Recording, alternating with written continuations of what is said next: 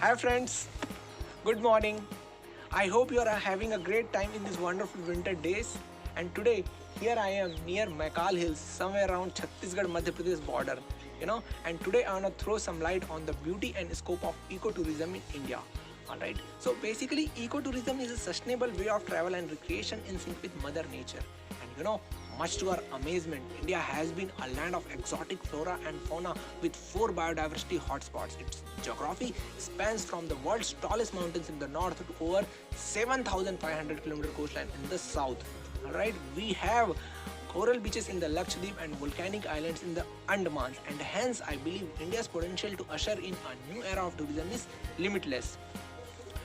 We know tourism is considered as the soft power of any country. You know, it gives a distinguished recognition world over, and hence the country becomes holiday destination of millions.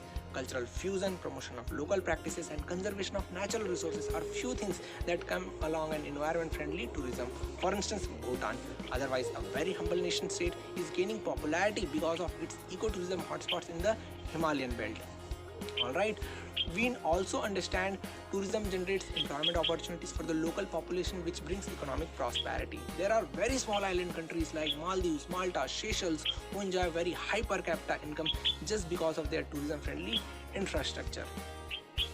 We understand the spread of coronavirus-led pandemic has affected the tourism industry very badly, and to revive growth in this space there is a need to promote offbeat places, and I believe the concept of ecotourism can be a viable solution for this.